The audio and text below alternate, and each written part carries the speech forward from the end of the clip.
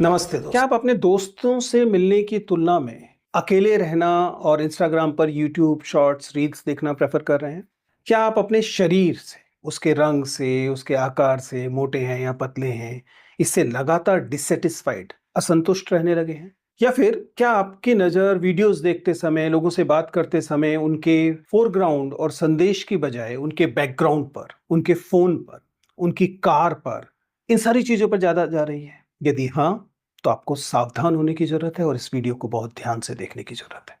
क्योंकि आज हम इस बात पे बात करने वाले हैं कि ये सारी चीज़ें और इस जैसी और चीज़ें क्लियर रेड फ्लैग्स हैं कि आपकी ज़िंदगी की चॉइसेस आप नहीं, सोशल मीडिया तय कर रहा है। आप लगातार इंस्टाग्राम के, सोशल मीडिया के दूसरे प्लेटफ़ॉर्म्स में वैलिडेशन के आग्रही हो गए हैं। तो आज हम बात करेंगे कि इंस्टाग्राम और उसका एल्गोरिथम कैसे प्रभावित कर रहा है आप लोगों की ज़िंदगी को। ये जो नए जीवन मानक हमारे समाज में गहरा रहे हैं, उन पर कैसे असर डाल रहा है और इंटरनेट जो है, उसका जो इतना व्यापक प्रचलन हुआ है, उससे हमारी ज़िंदगी के नज़रिए कैसे बदले हैं। आप मानेंगे कि इंटरनेट अब हर कोने में पहुँच चुका है।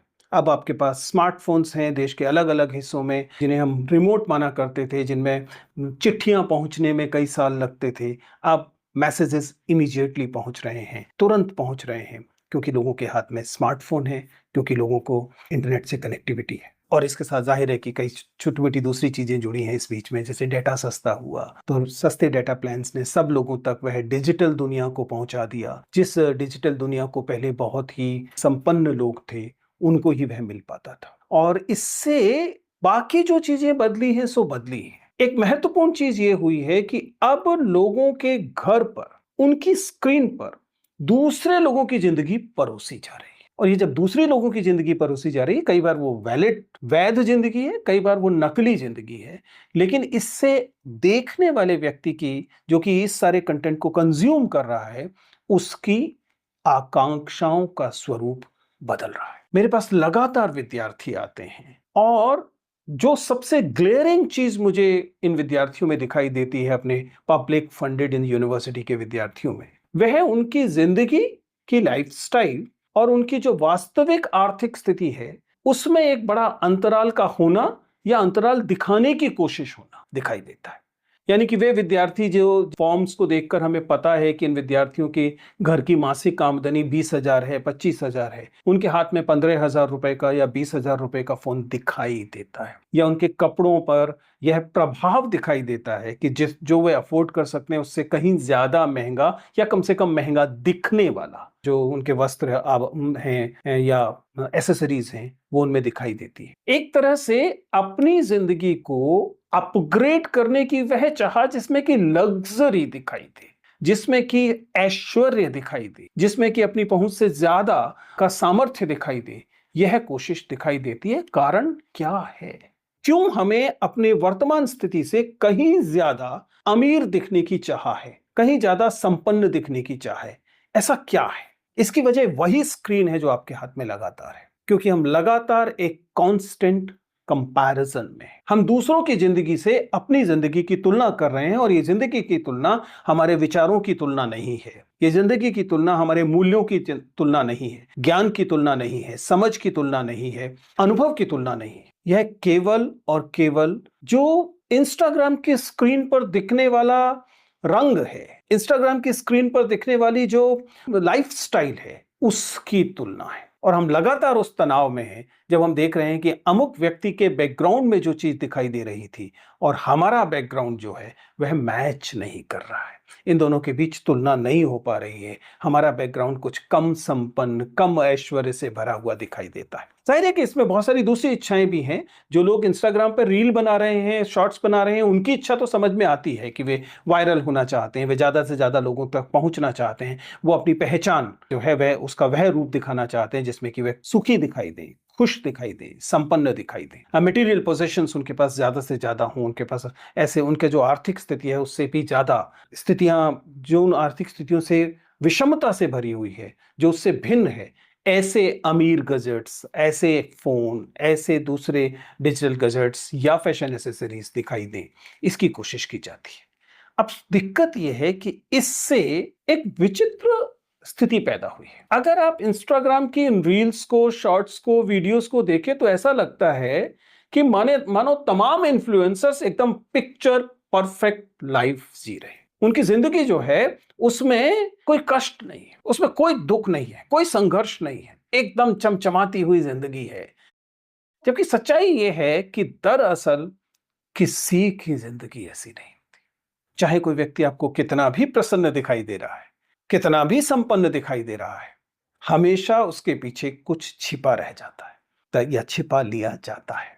एक अन्य चीज यह है कि अब एक समय था जिस समय ऐसे लोगों की संख्या जो आपकी जिंदगी को प्रभावित करते थे अपने अपने दिखने से, ऐसे लोगों की संख्या बहुत सीमित थी। फिल्म स्टार होते थे, क्रिकेट स्टार्स होते थे, कुछ थोड़े से रोल मॉडल्स होते थे जिनके पास अपार पैसा भी होता था और आप उनकी जिंदगी से प्रभावित होते थे, इसलिए वो विज्ञापनों में दिखाई देते थे, अलग अलग जगहों पर दिखाई देते थे। हाल फिलहाल में जो चीज बदली है वो यह है कि उनकी जगह इन्फ्लुएंसर्स ने ली है, और इन्फ्लुएंसर्स 1 2 5 नहीं है, ये सैकड़ों हैं, शायद हजारों। अब आपके ऊपर ये दबाव, जिस समय आप किसी एक फिल्म स्टार को एक बड़ी गाड़ी में घूमते हुए देखते थे तो एक कहीं मन के किसी कोने पे आ सकता था, इच्छा आ सकती थी कि मेरे पास भी एक कार हो, लेकिन आपके पास ये शर्मिंदगी नहीं थी कि आपके पास ये कार नहीं है, क्योंकि अधिकांश के पास वो कार नहीं थी। वो ऐसे लोग मुट्ठी भर लोग थे और मुट्ठी भर लोगों की अलग जिंदगी हुआ करती थी, सबको आम लोगों को पता था। लेकिन अब जो आपकी स्क्रीन पे आ रहा है उसमें आपको जो परिवेश दिखाई दे रहा है और जो संख्या दिखाई दे रही है इन्फ्लुएंसर्स की और इनका जो प्रभाव दिखाई दे रहा है वो इतना ज्यादा है कि आप लगातार उस तुलना में आ रहे हैं। दरअसल आपका कंजम्पशन पैटर्न अब इस बात से तय हो रहा है कि इंस्टाग्राम पर वो कैसा दिखेगा। आप किसी रेस्टोरेंट में जाकर खाना इसलिए नहीं खा रहे हैं क्योंकि उस खाने का स्वाद अच्छा है, बल्कि इसलिए खा रहे हैं कि उस खाने की तस्वीर अच्छी आ रही है, उसका जो बैकग्राउंड है वो अच्छा आ रहा है, वह इंस्टाग्राम फ्रेंडली है। दरअसल अब बहुत सारे प्रतिष्ठान अपने आप को इंस्टाग्राम फ्रेंडली प्रतिष्ठान की तरह ही विज्ञापित करते हैं, और ये केवल रेस्टोरेंट्स पे लागू नहीं हो रहा है, ये तमाम किस्म की चीजों पे लागू हो रहा है। अब तो दुर्भाग्य से ये विश्वविद्यालयों पर, यूनिवर्सिटीज पर, इंस्टीट्यूशंस पर लागू हो रहा है, शहरों पर लागू हो रहा है। शहर अपनी इंस्टाग्राम परफेक्ट पिक्चर देना चाहते हैं, इसलिए कभी किसी बड़े शहर में जब कोई विदेशी आता है, दिल्ली जैसे शहर में, तो वे चीजें जो इंस्टाग्राम फ्रेंडली नहीं है, वीडियो में अच्छी नहीं लगेगी, उन्हें कर्टेन्स के पीछे छिपा दिया जाता है, स्लम्स को छिपा दिया जाता है। हम सबके मन में भी स्लम्स हैं, हम लोगों की वास्तविक स्थितियों में भी स्लम्स हैं, और इंस्टाग्राम का दबाव, इन शॉर्ट वीडियोस का दबाव ऐसा है कि हम अपनी जिंदगी से भी उन चीजों को छिपा देना चाह रहे हैं जो हमारी जिंदगी की दरअसल असलियत है। यह केवल दिखने पर, कपड़ों पर, आभूषण पर, एसेसरीज पर लागू नहीं हो रहा, दुर्भाग्य से इसका प्रभाव सोच पर भी जा रहा है। जैसे कुछ सोच इंस्टाग्राम फ्रेंडली होती है और कुछ सोच इंस्टाग्राम फ्रेंडली नहीं होती, इसलिए आपको ऐसे लोग भी दिखाई देंगे जो अपनी सोच को, असल सोच को छिपाते हुए इंस्टाग्राम फ्रेंडली सोच को सामने दिखाने की कोशिश करेंगे। प्रभाव क्या हो रहा है? इसका प्रभाव आप अपने अंदर महसूस कर सकते हैं। मैंने शुरुआत में आपको 3 रेड फ्लैग्स बताए थे, ऐसे ही कई रेड फ्लैग्स आप सोच सकते हैं जो कि सीधा सीधा इस बात का प्रभाव है कि आप अपनी जिंदगी को, जो कि असल जिंदगी है, जिसके अपने संघर्ष हैं, जिसके अपने सपने हैं, जिसकी अपनी प्यारी चीजें भी, आप उसकी तुलना इंस्टाग्राम या शॉर्ट वीडियोस या सोशल मीडिया पर दिखने वाली तस्वीरों से, अन्य लोगों की तस्वीरों से कर रहे हैं, और ये कंपैरिजन आपके मानसिक स्वास्थ्य के लिए नुकसानदेह है। दरअसल आप अवसाद महसूस करते हैं, आप एंजाइटी महसूस करते हैं, आपको एक अलग किस्म का फोमो होता है, फियर ऑफ मिसिंग आउट होता है। आपको लगता है कि ओह, वह व्यक्ति ऐसा सोच पा रहा है, वह व्यक्ति उन जगहों पर घूमने जा पा रहा है, वह व्यक्ति उस तरह की गाड़ी में बैठा है, उस तरीके के अन्य, और ये तो केवल मैंने आर्थिक चीजें बताई, इससे जुड़ी हुई दूसरी सामाजिक चीजें होंगी। उस व्यक्ति के मित्र ऐसे हैं, उस व्यक्ति के पास ऐसे दोस्त हैं, उस व्यक्ति का जो सामाजिक व्यवहार है वह उस प्रकार का है, इस तरह की चीजें उसके साथ जुड़ेगी। जाहिर है कि इससे आर्थिक तनाव होगा, आप कर्जे में जाएंगे, आपको दिखावा करना ज्यादा महत्वपूर्ण लगने लगेगा। ये सब आ कहां से रहा है?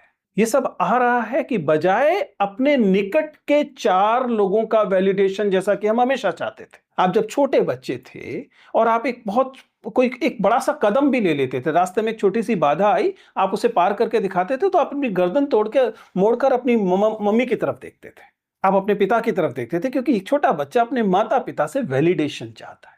ये 5 लोगों, 7 लोगों से चाहने वाला वैलिडेशन समझ में आता है, क्योंकि उन लोगों की अपेक्षाएं जमीनी अपेक्षाएं होती हैं। वो आपसे उड़ने की अपेक्षा नहीं कर रहे थे अपने माता पिता। आपके सामने एक छोटा सा गत्ते का डब्बा था, उसको पार कर पाएंगे ये उनकी चाह थी। लेकिन अब आपको वैलिडेशन अपने माता पिता या 4-5 लोगों से नहीं चाहिए। अब आपको तमाम सोशल मीडिया बिरादरी से वैलिडेशन चाहिए। और ये वैलिडेशन बहुत महंगा है। आर्थिक रूप से महंगा है, मानसिक रूप से महंगा है, दरअसल ये सामाजिक रूप से भी महंगा है। आप पाएंगे कि लगातार लगातार लोग वैलिडेशन की चाह में, ये तो बहुत छोटी-छोटी चीजें हैं कि आपने एक रील बनाते हुए एक्सीडेंट कर लिया, आप सड़क पर गिर गए, ये सब भी हो रहा है, लगातार हो रहा है और ये इसी वैलिडेशन की चाह से हो रहा है। लेकिन जो ना दिखने वाले जो इसके नुकसान है वो और ज्यादा बड़े हैं, व्यापक हैं। ये हजारों लोगों में, लाखों लोगों में, हमारे जैसे देश में तो करोड़ों लोगों में दिख रहे हैं। मसलन बॉडी को ही लीजिए ना, हम एक पर्टिकुलर नस्ल के व्यक्ति हैं, हम एक पर्टिकुलर देश में रहते हैं, हमारा एक भूगोल है, उसके चलते हमारी एक देह यष्टि है, हमारी एक बॉडी है और वह बॉडी हर इंडिविजुअल व्यक्ति में अलग अलग होगी। लेकिन अगर आपको इन दबावों में एक अनरियलिस्टिक किस्म की बॉडी चाहिए, चाहे आप पुरुष हो चाहे आप स्त्री, आप फिर ऐसी एक्सरसाइजेस में जाएंगे, आप ऐसे अन्य उत्पादों में जाएंगे, ऐसे भोजन में जाएंगे, अनरियलिस्टिक डाइट में जाएंगे। पिछले 5-10 सालों में मैंने डाइट के नाम पर जो जो अजीब अजीब फलों के नाम सुने हैं, जो जो अलग अलग किस्म के प्रोटीन्स के नाम सुने हैं, उससे पहले जीवन में कभी नहीं सुने थे। ये किस सांचे में हम अपनी देह को ढालना चाहते हैं, क्या ये वर्थ इट भी है? उसी तरीके से करियर की चॉइसेस को लेकर मैं तो लगातार इस बात को कह रहा हूं कि हम ऐसी करियर चॉइसेस को बनाने की कोशिश कर रहे हैं जो इंस्टाग्राम पर अच्छी लगेंगी, जो वीडियोस पर अच्छी लगेंगी, जो सो कॉल्ड मोटिवेशनल स्पीकर्स को पसंद आएंगी। आपके पास सरकारी नौकरी होगी, आपके पास अलग किस्म की कुछ ऐसी कैमरे के सामने अच्छी दिखने वाली नौकरियां होंगी, चाहे वो वर्दी के कारण हो, चाहे वह किसी अन्य चीज के कारण। इस प्रकार के कैरियर चॉइसेस के पीछे अगर पूरा देश भागेगा तो ना तो ये सबको मिल पाएंगे, इस कारण अवसाद होगा, और दूसरा कितने सारे महत्वपूर्ण काम करने के लिए लोग नहीं होंगे। जाहिर है कि इसके सामाजिक हिस्से भी बहुत ही डरावने। हम जानते हैं कि हम जैसे कपड़े सामान्यतः नहीं पहनते वैसे कपड़े पहनना शुरू कर रहे हैं।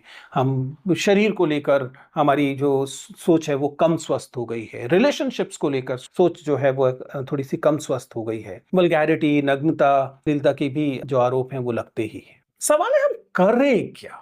क्योंकि इनमें से कई सारे रेड फ्लैग्स आपने अपनी जिंदगी में सोचे होंगे।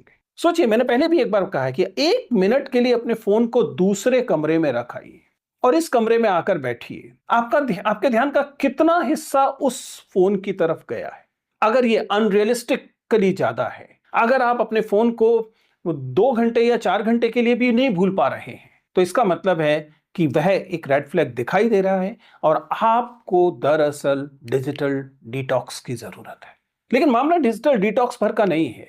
अगर आप इंस्टाग्राम की जो अलग अलग एल्गोरिथम्स हैं उन्हें नहीं तय करने देना चाहते कि आपकी जिंदगी क्या हो और आप खुद अपनी जिंदगी की बागडोर अपने हाथ में रखना चाहते हैं, तो आपको कुछ नई चीजें बदलनी पड़ेगी, कुछ चीजें सोचनी पड़ेगी। अक्सर बार बार बात की जाती है एलियंस का हमला होगा, एलियंस का हमला होगा। मैं अक्सर कहता हूं कि आप ये क्यों मानते हैं कि एलियंस वैसे ही दिखाई देंगे जैसे फिल्मों में दिखाई देते हैं, बड़ी बड़ी आंखों के साथ? एलियंस को ऐसा करने की क्यों आवश्यकता होगी? कहीं ऐसा तो नहीं कि एआई वह एलियन है जो तय कर रहा है कि आपको जिंदगी में क्या करना है? Work on it. कैसे होगा? आसान सी चीज है। सबसे पहले तो आप समझिए, जैसे आपने सामान्य साक्षरता हासिल की थी, ऐसी एक डिजिटल साक्षरता नाम की चीज है जिसके तहत आपको अपने सोशल मीडिया का रेस्पॉन्सिबल यूज करना है। जाहिर है कि सरकारों को भी रेगुलेटरी फ्रेमवर्क्स लेकर आने पड़ेंगे, प्लेटफॉर्म्स को भी ज्यादा अकाउंटेबल होना पड़ेगा, प्लेटफॉर्म्स को भी अपनी नीतियां ऐसे बनानी पड़ेंगी कि कहीं ऐसा ना हो कि आर्टिफिशियल इंटेलिजेंस ही तय कर रही हो कि देश के लोग कैसे सोचेंगे, कैसे खाएंगे, कैसे पिएंगे, क्या करेंगे।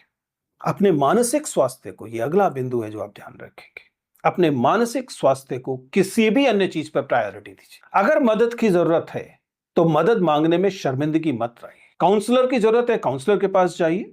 किसी भी किस्म के एक्सटर्नल मदद की, विशेषज्ञ की मदद की अगर आपको जरूरत है, थेरेपिस्ट की जरूरत है, थेरेपिस्ट के पास जाइए। एक सामान्य व्यवहार के लिए जरूरी है कि आप अपने मानसिक स्वास्थ्य को वरीयता दें, तरजीह दें। लेकिन इन सबसे भिन्न भी हमारे पास एक शानदार चीज पहले से है, हजारों सालों से है। वह आपका अपना परिवार और दोस्त है।